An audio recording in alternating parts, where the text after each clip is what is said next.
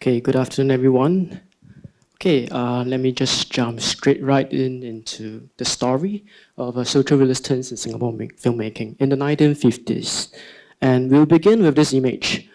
Okay, for those who have visited the exhibition upstairs, you have come across this image. It's actually the cover of the special publication in conjunction with the traveling exhibition of the Singapore Chinese High School's graduates of 1953 Arts Research Group, also otherwise known as the Arts Research Association. This was published and released in August 1956, a mere 2 months before this organization or this association was closed down, forcibly by the then Lim Yew Hock government. Okay, so on the image it shows a representation of the three major races. I think you can read that it's anti-colonial, collaboration between the three major races, the Chinese, the Malays, and Indian, heading towards an independent country. Okay, and this is, I think, implied by this image or illustration by Mr. Chua Mia Tee. And this is important for me, the image, by the style and as well even the fonts, because this will lead me to actually find out more about other images that's been created by him, but under different pseudonyms. Okay, so in this publication, of course, there are several paintings that are featured, which in the exhibition, but they are printed in black and white in the catalogue. Of course, famously epic poem of Malaya. I'll be speaking about this painting and mentioning it various times throughout today's as well as tomorrow's presentation.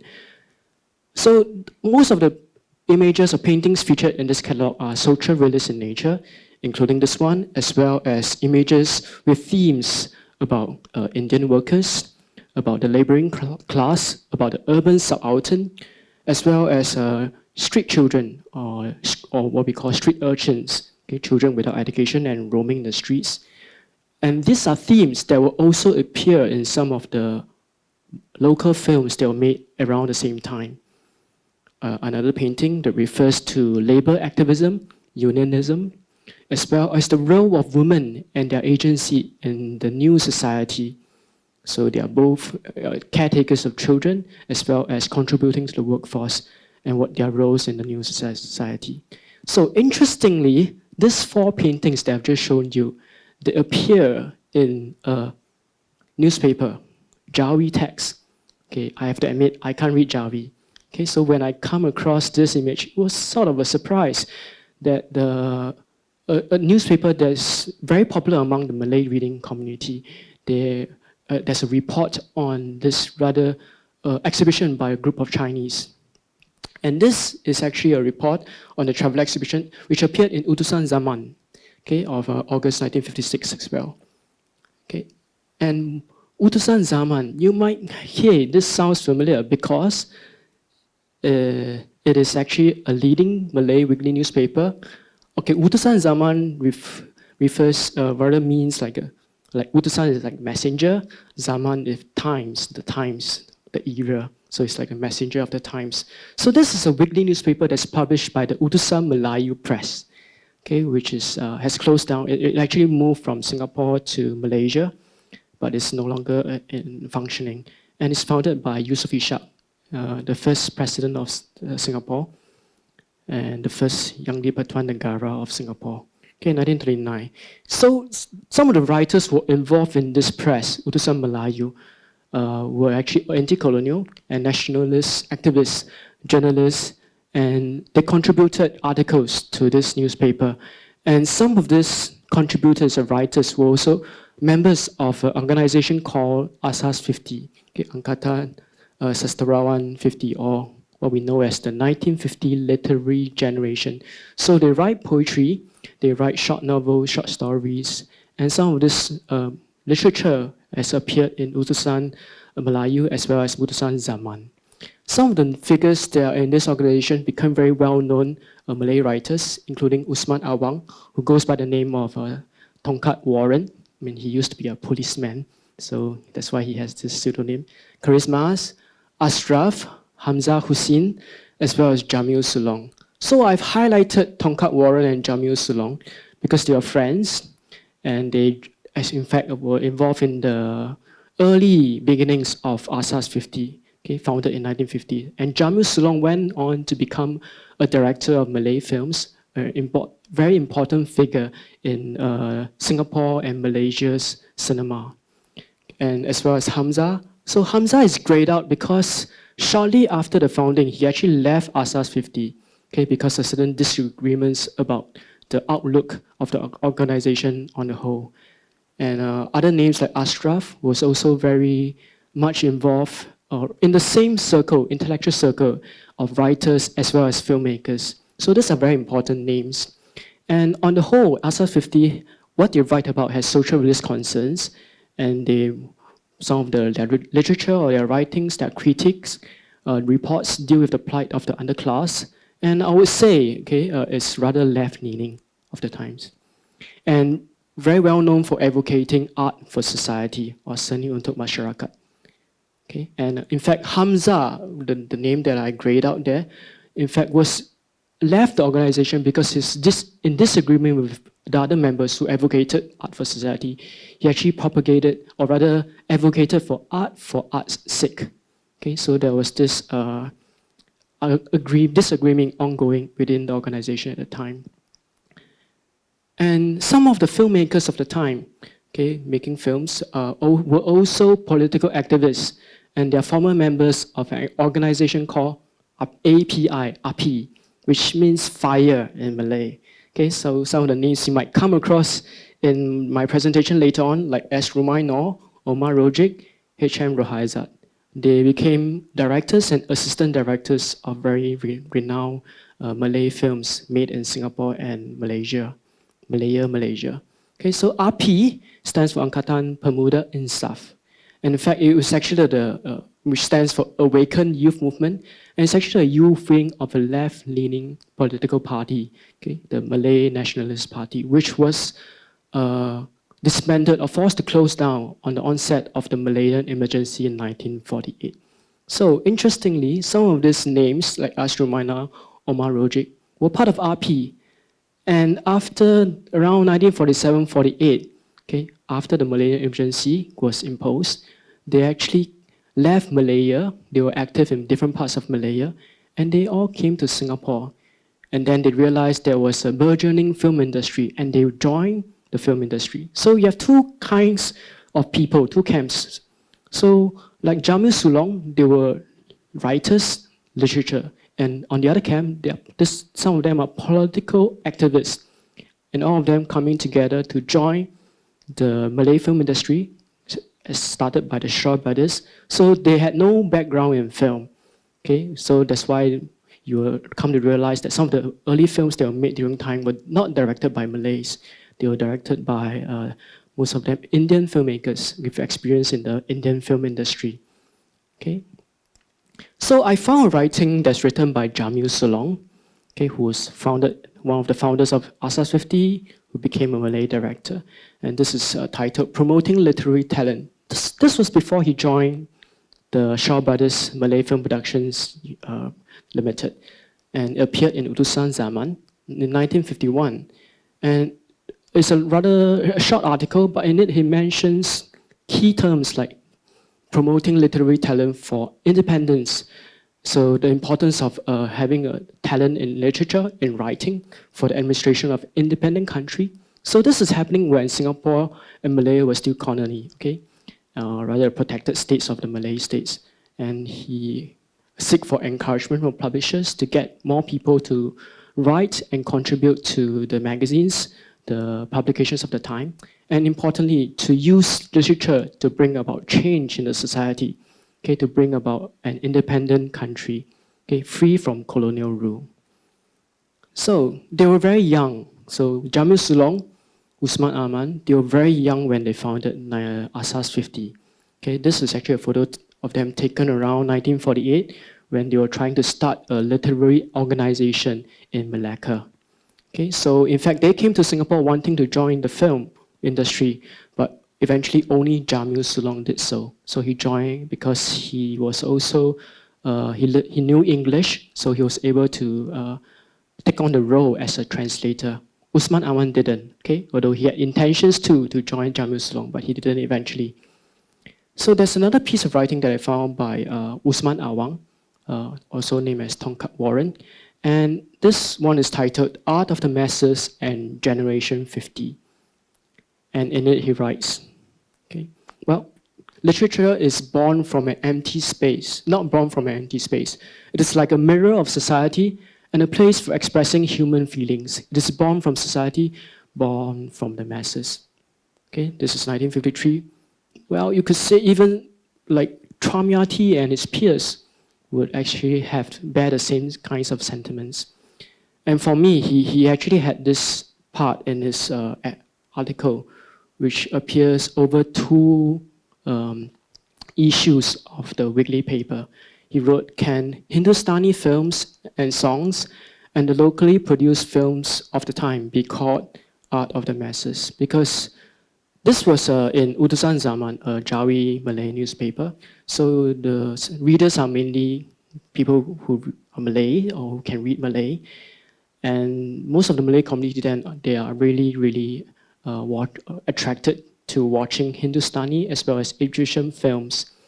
And he felt that, Tongkat Warren felt that these films tend to be escapist and spectacular in nature, and they don't really could actually represent like a form of art for the for the masses.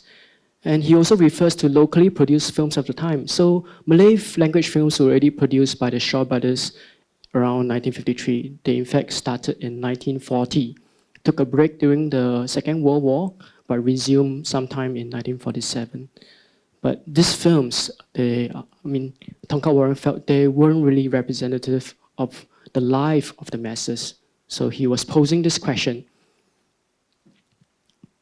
So in fact, on the same issue in which his article appeared, these are some of the advertisements that appeared in the paper. So some of them are Hindustani films, and with the key image being like women, probably the leading actresses in somewhat alluring poses. Okay, so spectacular escapist in nature. So these are films that Tongkat Warren felt wouldn't be worthy, okay, of an art form that is meant for the masses. Film being a medium that can really reach out to many people, even to the illiterate. Okay, but 1955, I found this article in the Singapore Standard, the newspaper. The editorial, okay, actually writes about local Malay films of the time. So I'll read out in full. I think it's worthwhile to do that. Malay films have been adjuncts of local film exhibitors, referring to Shaw Brothers, Cathay, okay, the two major film organization running cinemas, who have not paid much attention to them, resulting in poor direction, cheap props, weak and improbable stories, below standard photography, too much stage-style acting, and unconvincing dialogue. Despite their defects, these films did draw good audiences upcountry. So they continue to be made because they are actually popular among the cinema-going audience. Okay, the editorial continues. So far this year, 3 good Malay films have hit the screen. They have followed a new pattern by depicting facets of life in this country, instead of doling out fairy tales with rajas, princesses, and pawangs, okay, or soothsayers, with their magic potions and wands. This outdated theme has driven Malay filmgoers to seek romance and excitement in Hindustani and Egyptian films. Go 3 films, 1955. He went on to describe which 3 films.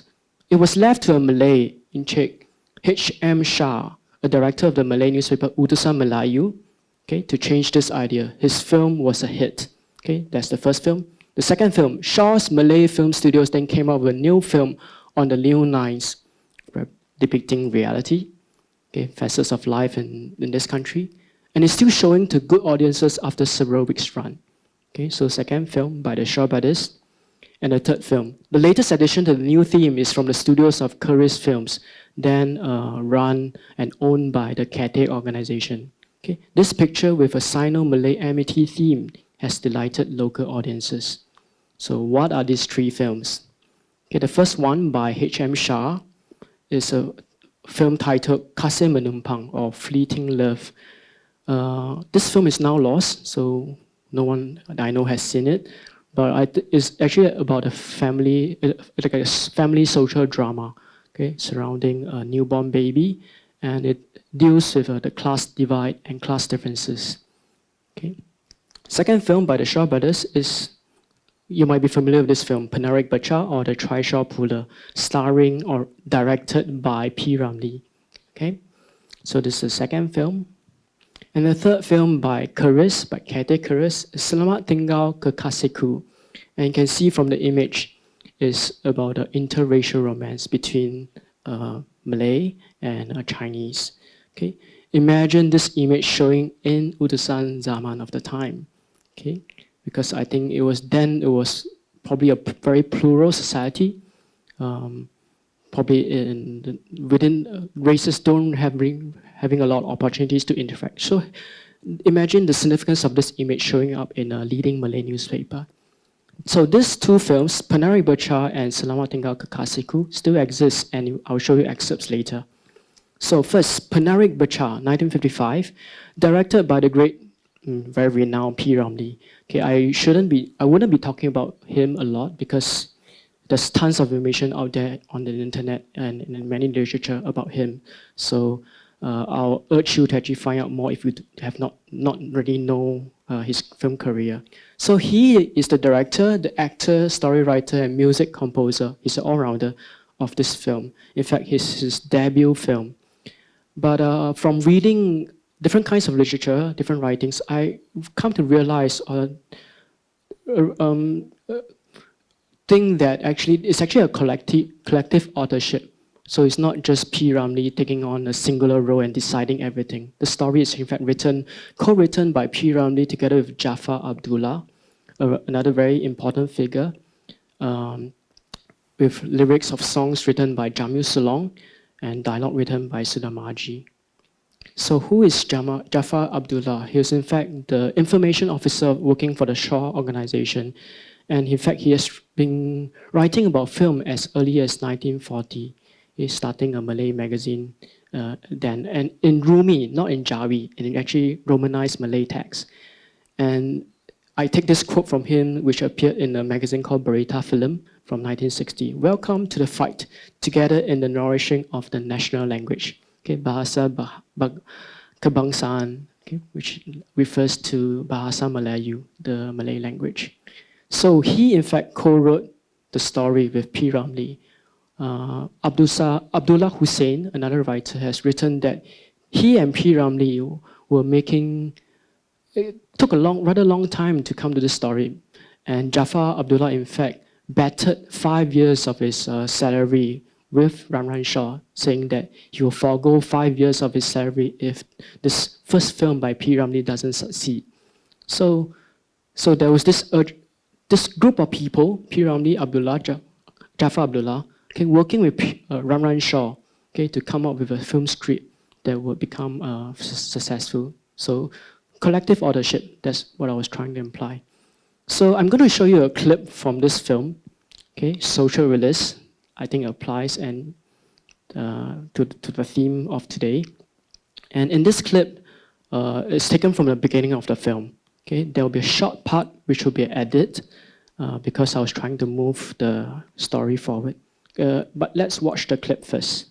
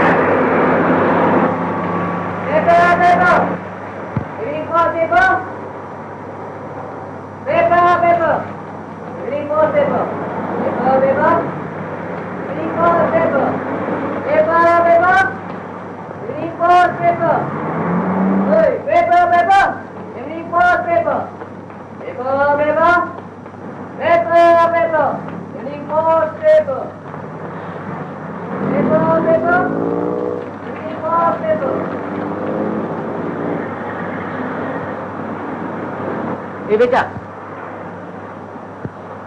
Nanti dulu. Ampun canda nih ya.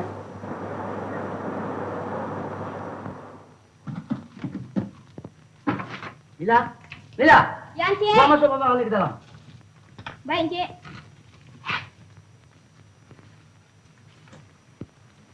Ah. Ini Cik. Ngapa kau tak pergi lagi? Oh, kurang ya. Kau kenal ini tak? Pergi! Bodoh!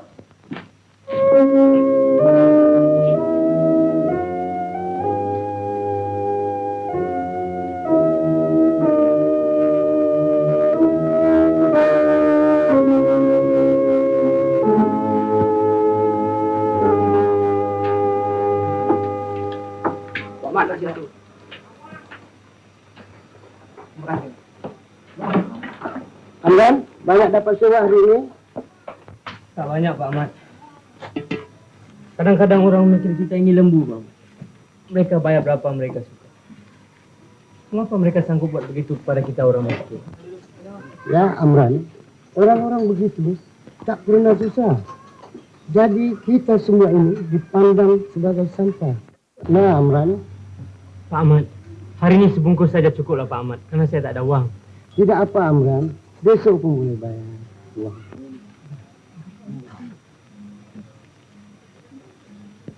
Pak Ahmad miskin, tapi mulia. Terima kasih, Nani.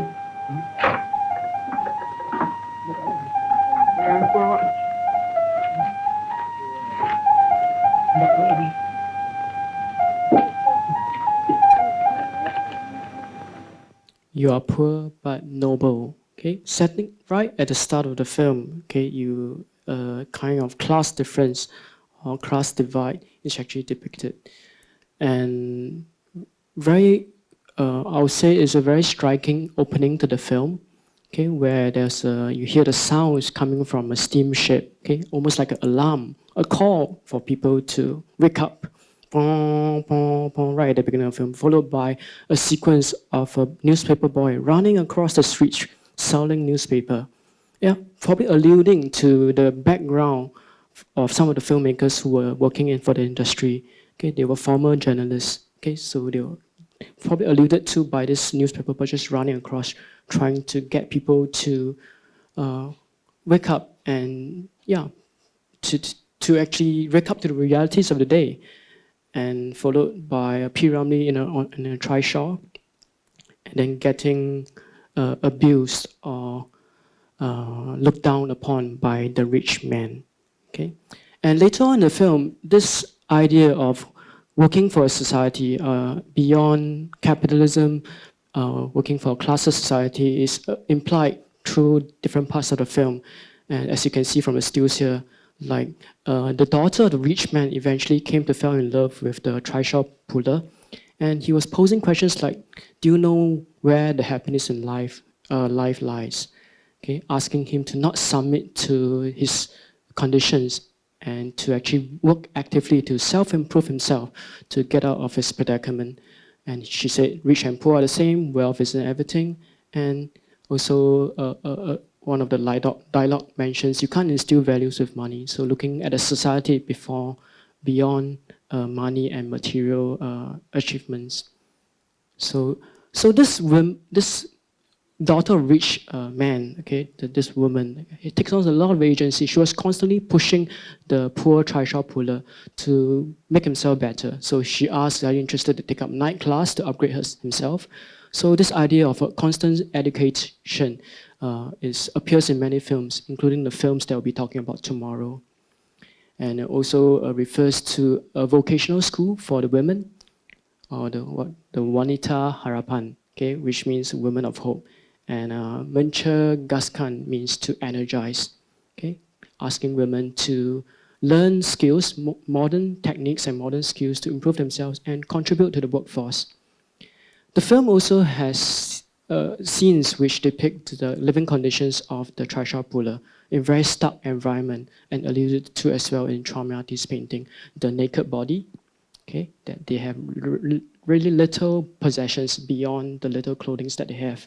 Okay, Chua Mia Tee has also presented visualize labor in very stark terms, including this woodcut title on the bus, which also images of this nature also appears in many films, Malay films of Singapore, made in Singapore at the time. There are many Malay films, as mentioned. Very few Chinese language films were made here. If they were made, they are usually made by film companies from Hong Kong.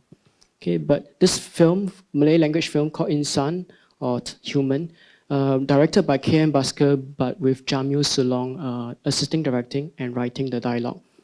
And interestingly, this film still, or parts of the film, has Romanized Malay text written, superimposed over the images of the working class. So this one reads like, from days to weeks to months, he's working every day trying to support his family. So subject matter dealing with labor, the working class. And of course, at the time in the 50s, mid-50s especially, so there was an attempt by activists to actually gather the forces, getting the working class to organize themselves and form unions and to seek workers' rights from their employers. So many strikes, labor strikes were actually ongoing during the 1950s, especially after 1955, after the Labour Front government came into power. So this is an article which appeared in a periodical called The Times, 时代报. Okay, it's a Chinese periodical. Okay, 时代报. And is in fact, this article is a translation of Utusan Zaman's journalist report on labor strikes in Singapore. Okay, so they have very similar names. The Times, Utusan Zaman means messenger of the Times. And so there was interaction between journalists from both Chinese and Malay publications.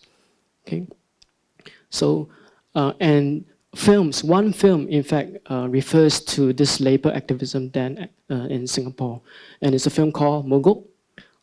The English title is On Strike. So it features an image from the film, okay, with them holding the banner, picketing the factory. Okay, so this is about workers in a battery factory, okay, showing in the Rex Cinema. So kami mogok kerana membata majikan hisap darah means we protest against our blood-sucking employers. And this is directed again by K.M. Basker with Jamil Sulong assistant directing and Omar Rojic, rather Jamil Sulong writing. He wrote the story, Omar Rojic assistant directing. And K.M. Basker, I'll talk about him later on in my presentation. Okay, so I'll show you an excerpt from this film. Okay, visualization of the laboring class, of workers coming together to unionize themselves. So I'll show you an excerpt which shows speeches being made. Okay, so the first part, the clip will consist of two parts. The first part is actually when the workers were instigated by some within to actually go on a strike. But I think there are people within the factory who are actually asking them to give serious thought to the going on strike because this is going to affect their income. So there's a rational voice that in fact came from a women worker. Okay, so that's the first part. And please notice how the camera moves around, okay, as the woman gives her speech. The second part of the clip actually is when they decide eventually that it has come to a situation where they have to go on a strike and the leader of the union gives a speech. Okay, so also notice that this clip, the audio is slightly out of sync. Okay, hope you don't mind. Kawan-kawan, nanti saya perasaan dengan secara ini persatuan kita boleh menjadi pecah. Dan perpecahan inilah dikendaki oleh majikan. Sedarlah, kalau kita melanggar undang-undang negeri kita, jadi orang salah dihukum kalau kita dihukum. Jadi sia-sia sajalah perjuangan kita selama ini. Kita berjuang untuk menuntut hak dan membela nasib kita. Jadi ikutlah anjuran Ismail dan Abang Ali. Jangan terpengaruh dengan kata-kata Amit yang berapi-api. Tetapi nanti api itu yang membakar diri sendiri. Saya sedih melihat anak istri saudara sedang tenanti-nanti di rumah. Sedangkan saudara semua meringkuk di dalam penjara. Ingatlah nasihat orang tua-tua. Bab menarik rambut di dalam tepung. Rambut jangan putus. Tepung jangan berserak, saudara-saudara. Ya Allah, kawan-kawan yang begitu berani sekarang jadi pengecut bila dengar cakap seorang wanita yang lemah. Apa kita semua mau jadi pengecut? Kami tak mau jadi pengecut. Kami bukan pengecut. Kami semua bukan pengecut. Kami bukan pengecut. Abang-abang dan kakak-kakak, saya bukannya bijak pandai untuk menasihatkan saudara semua. Bahkan memang betul, saya seorang perempuan yang bersifat lemah. Sebab itulah saya tunduk di hadapan saudara-saudara. Meminta supaya saudara berfikir dengan secara syumat. Aturkan. Ya, itu betul katanya. Kenapa kita semua terburu-buru nafsu? Dengar ya, petang ini komiti-komiti kita akan mengadakan rundikan berkenaan dengan pemogokan kita. Oleh itu, ambillah gaji sekarang. Karena tiap-tiap satu sen di dalam pemogokan kita sangat besar artinya. Pergi ambil gaji. Kawan-kawan, walaupun kita cuba dengan sedaya upaya kita untuk mengelakkan dari berlakunya mogok di kilang kita ini, tapi kita gagal. Sekarang kita mesti mogok. Maka itu, hendaklah kita semuanya bersatu padu, bersatu hati. Bagaimana kata pepatah, bersatu kita teguh, bila bercerai kita runtuh. Kita mesti mempunyai semangat yang teguh, semangat yang sabar untuk menentang segala cubaan, segala dugaan yang mesti kita alami kelak. Jangan patah di tengah-tengah. Jangan kita patah di tengah-tengah, kawan-kawan. Sekali kita berjuang, tetap kita mesti berjuang. Karena perjuangan kita adalah perjuangan yang suci untuk membela nasib kita sendiri. Terima kasih.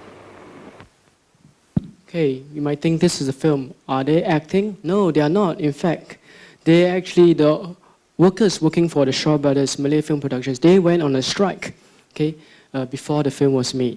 So it was actually actual experiences that got translated in the film. So they went on a 23-day strike, okay, by employees in protest against the unjustified dismissal of labor activists working within the organization. Okay, there are some names that you might have come across earlier, like H.M. Rohaizat, okay, S. Kadarisman, as well as Omar Rojic. So they were former political activists and then becoming labor activists within the film industry. So this strike is actually led by PERSAMA, which means Artists, or rather the English name is Artists Union of Malaya. Okay? And so these are images taken from a magazine called The Fashion Magazine, and which shows even images of the workers, okay, film workers picketing in front of the films they actually created. Okay? And so from this film, you can see images of a certain kind of staging of labor activism, okay, that bear certain similarities to Chua Mia Tee's painting. Okay? Very fervent, full of passion. And this passion is also represented in other illustrations of the time which appeared in Chinese periodicals of the time, including this one which is showing in the exhibition in upstairs, Chua Mia Tee's exhibition, Cries for Merdeka, holding banners, participating in rallies, in protests, street protests, okay, sometime from the mid-1950s by Hua Bin, a pseudonym of Chua Mia Tee. And I found another illustration which has a similar style in the way the figures are drawn, in the approach, in the line work, but it comes under a different name called RC. And Chua Yuan Xiang, who is actually a curator at NUS Museum, has written that RC, okay, RC is also a pseudonym of Chua Mia Tee. Okay, so of the time, so it's very reflective, very representative of the times, people participating in the strikes or protests, okay, seeking freedom from colonial rule. And this has in fact landed some of the activists, some of the politicians into trouble with the authorities, okay, leading them to be jailed or detained without trial for some under the Preservation of Public Security Ordinance, okay, the PPSO, which is the predecessor to ISA, Internal Security Act, which is still in place in Singapore today, ironically. And so one film, in fact, shows a criminal, okay, getting imprisoned. It's a film titled Surrender by K.M. Basker again. and written by Phani Majumdar, the director of the film Doctor that you'll be watching later on. Okay, and again with the script or the dialogue written by Jamil Salong. Okay, this one is not about activists, or the criminal is not like the activist or a labor leader. He's in fact someone who has committed manslaughter. Okay, so in fact he felt that his going to jail is actually unjustified because he was actually a victim of a pickpocket, and then he was trying to chase after the pickpocket, and then but in trying to seek justice for himself, but in the process he killed him, so it was manslaughter. And so I'm going to show you an excerpt from this film. So he's coming out from a pawn shop, okay, trying to pawn his valuables to get the money to seek medicine and medical treatment for her ill mother, okay. But it was shot in the streets, okay, rather gritty. This is Tanjong Pagar Road, Cambodia.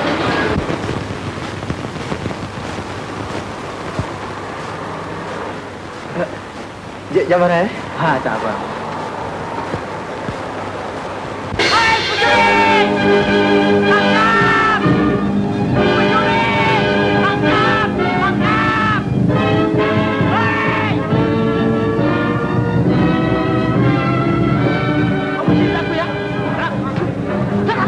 Kasih banyak. Kasih dia orang kertas. Kertas.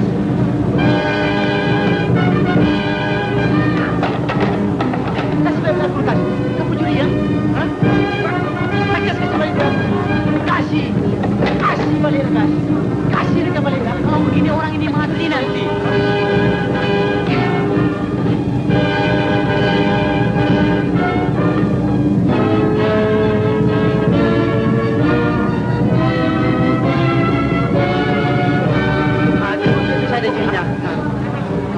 Jangan-jangan orang tidak mati. Hah? Mati?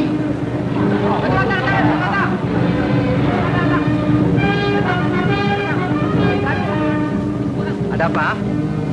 Dia mencuri, Cik, tidur saya. Kita boleh potong kunci saya ni. Ini dia. Cik, tengok Cik. Nampaknya orang ini sudah mati, Cik. Awak panggil ambulan. Tapi dia mencuri, Cik. Awak ikut saya. Awak ikut saya. Tapi Cik tak salah, Cik. Bawa dia. Tepi sikit lah. Tepi. Tepi. Tepi, tepi. Saya tak salah, Cik.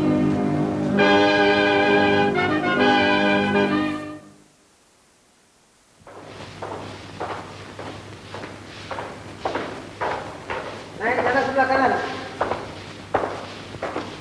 Naik atas.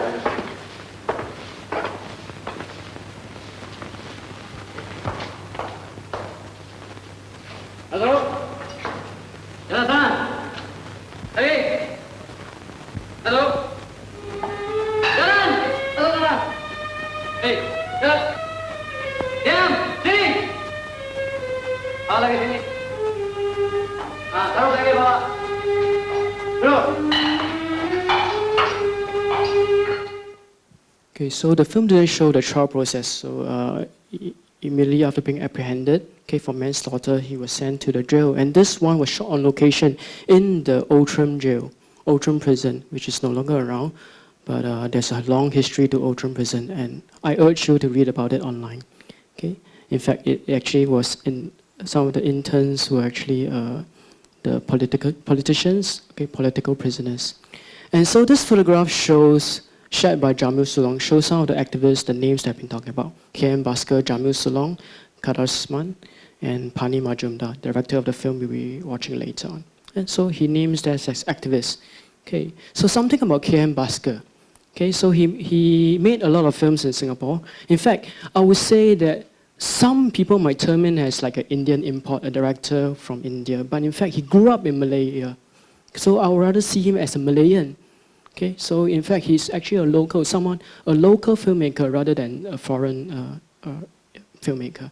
And in fact, he was one of the earliest to actually make films with social realist leanings. Okay, just by virtue of the titles, you see, miskin, poor, victim of life circumstances. Pawang, okay, Pawang is actually a precursor to Doctor. It deals with the differences between a soothsayer, like a bomo, and a doctor who practices modern medicine.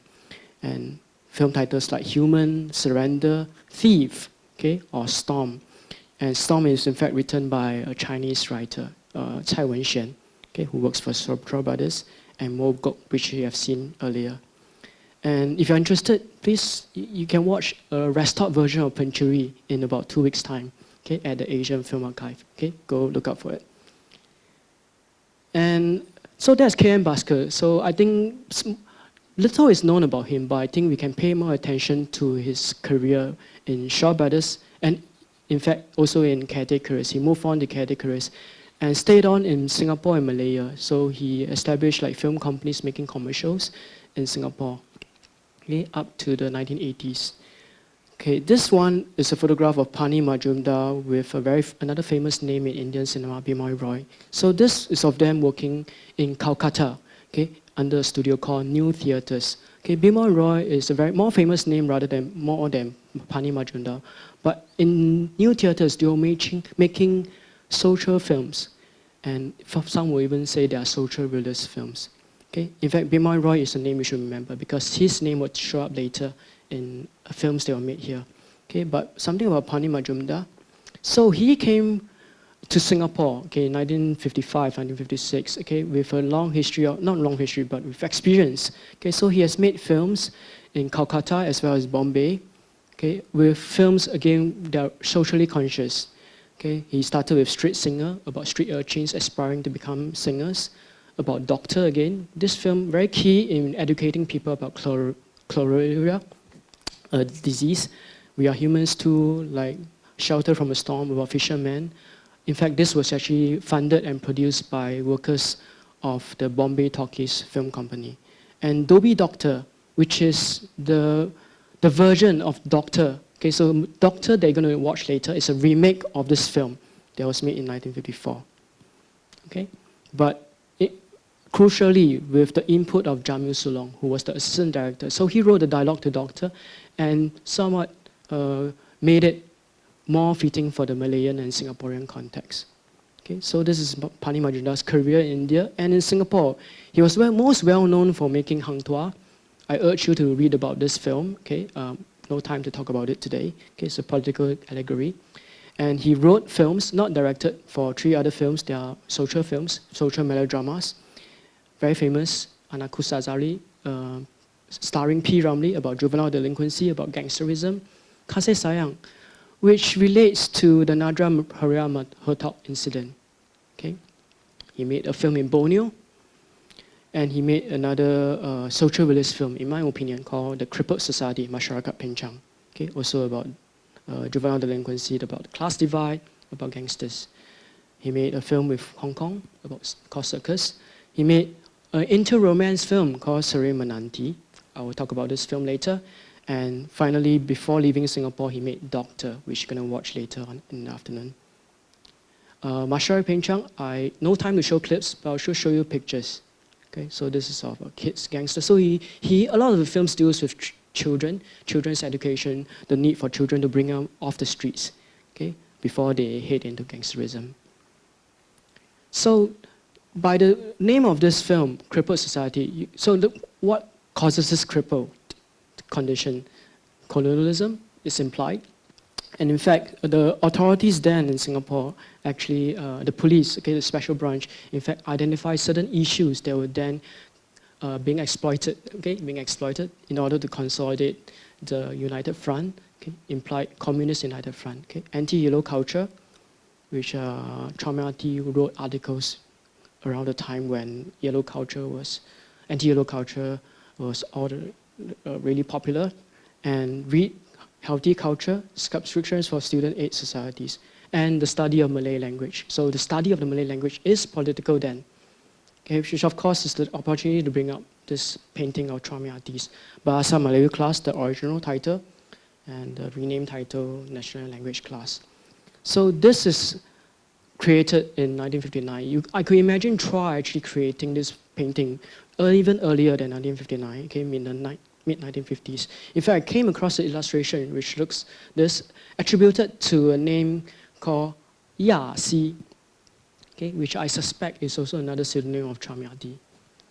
And in it, there's the Malay with a songkok, probably implying that he's a worker with his legs propped up next to a Chinese student. Okay, together reading a book with the words "Kami Mau Merdeka," we want independence. Okay, this is again from the Times, 时代报, that I was referring to multiple times. So I'll point out in a circle. So look at the similarities between these two.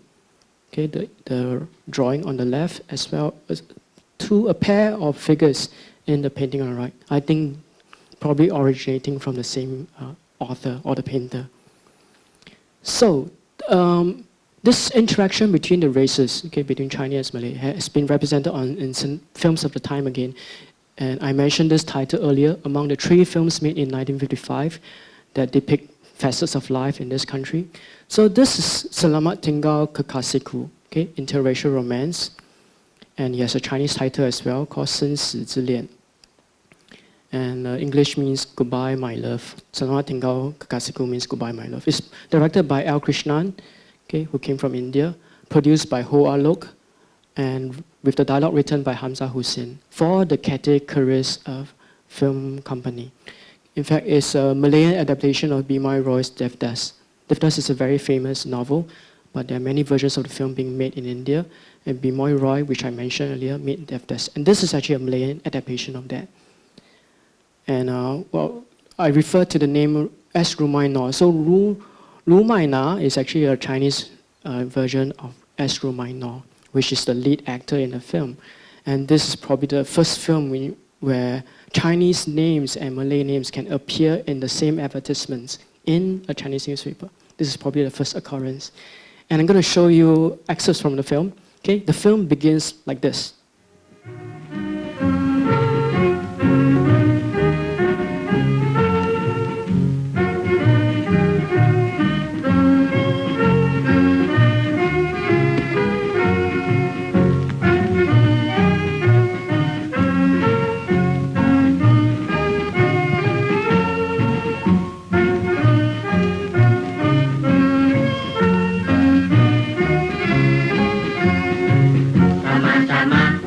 Bimbingan tangan, cari ilmu, pengetahuan, jaga diri dalam kesehatan, serta sopan santun dalam pergaulan. Dengan hati bersih serta suci, sama-sama menghormati, jaga anak pemuda-pemudi, hajat ketimuran, gunung tinggi. Capailah dulu cita-cita pemudi-pemuda, supaya kita ada harga di mata dunia. Kalau kita lengah serta alpa, hidup kita sia-sia. Jiwa besar, sehat serta segar, rajin dengan sabar, tentu bahagia. Suci murni, wataknya pemudi, cerdas sangkat, sifat pemuda, sukarela selalu berbakti, sikap yang satria dan berjasa. Capailah nama yang mulia, pemudi-pemuda, rajinlah supaya berjaya, semoga bahagia. Okay, I believe this is very familiar to you. Children's Day song, Semoga Bahagia, right? May you achieve happiness, written by Zubir Syed. In fact, it has appeared as early as 1955. Okay, probably to me the first time this film, or rather this song, has appeared in any context. And so, of course, Chua Mia Tee did, of course, like a copper sculpture of Zubir Syed. Okay, talking about independence, about Malay, over conversations, over making of an artwork.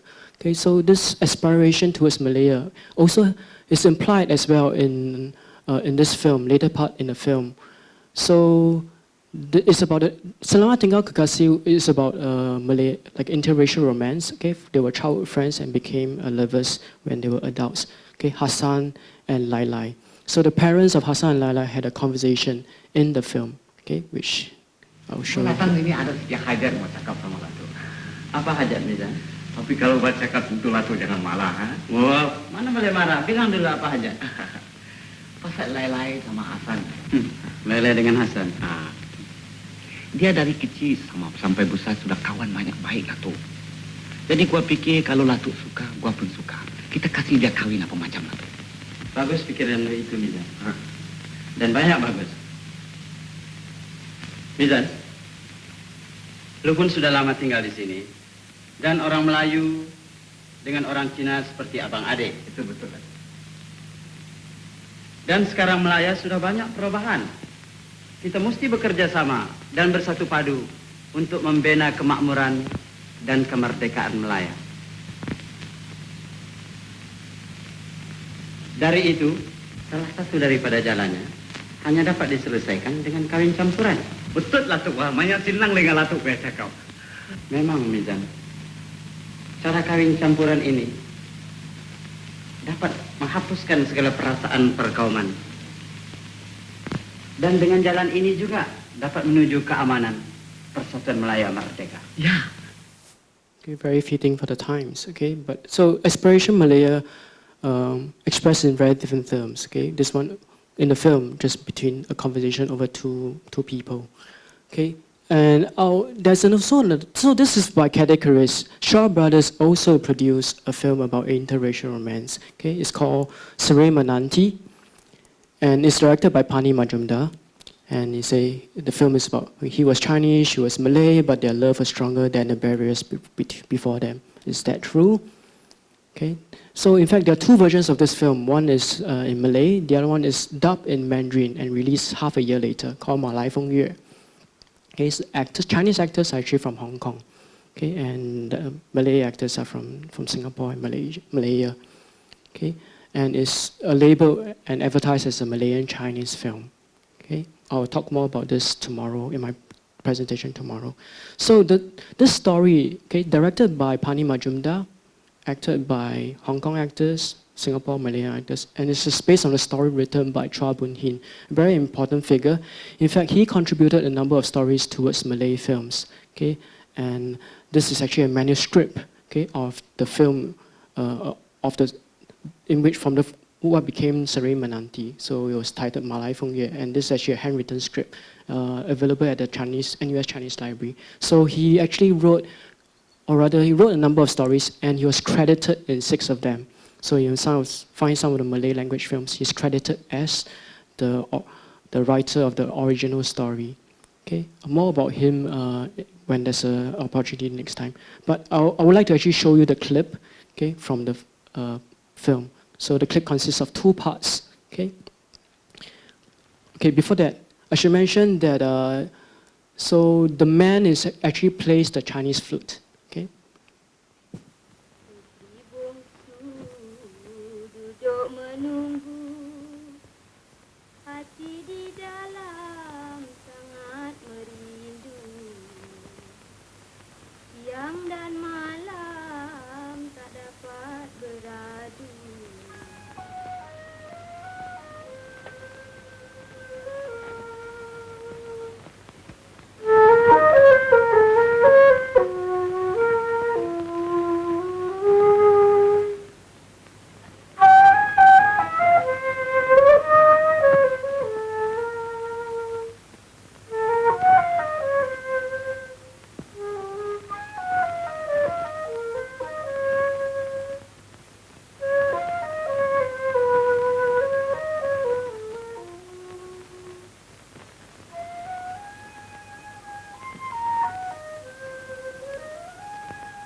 Mengapa malu nampaknya?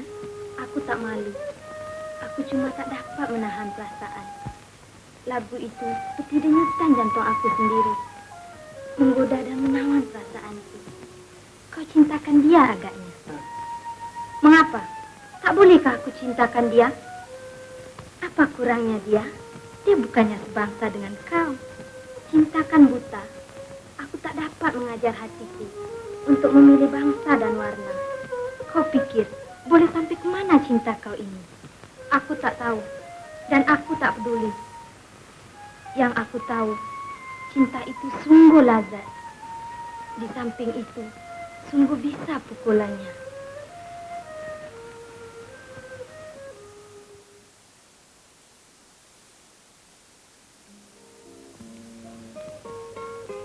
Haji, gua cakap Haji jangan marah ya.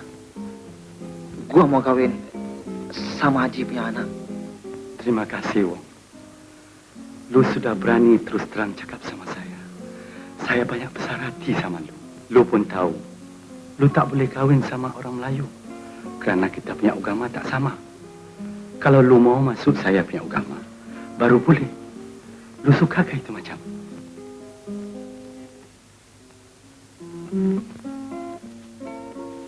Lu mesti cakap betul-betul, Wong. Lu mau masuk saya punya agama kerana lu suka sama itu agama kah atau kerana lu suka sama Fatimah? Pasal gua suka sama Fatimah.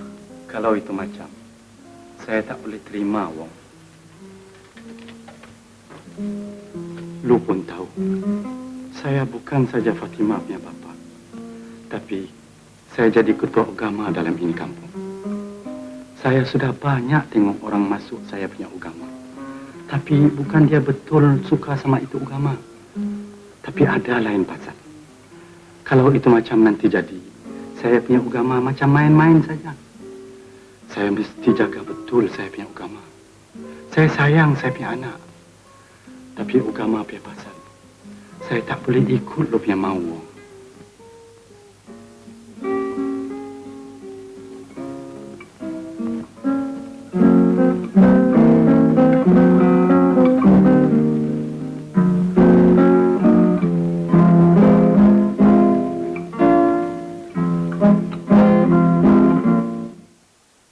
This to me is very good filmmaking, okay, but on the part of Phani Majumdar.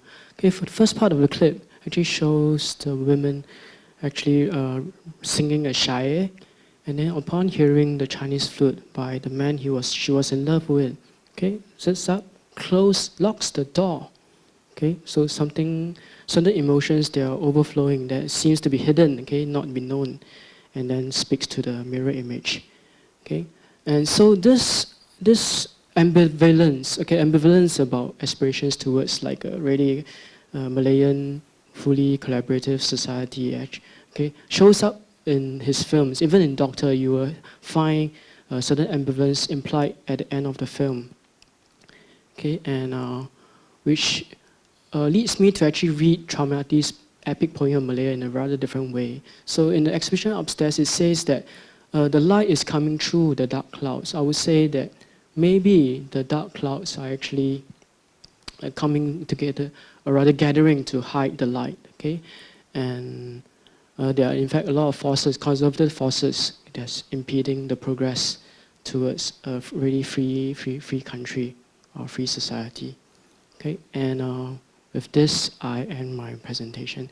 Okay, and if there are any questions, you can come to me after the event, or are there any like burning questions from the audience? If not, you can come to me after the screening of Doctor. I'll be around and you can pose those questions to me. Okay, thank you so much.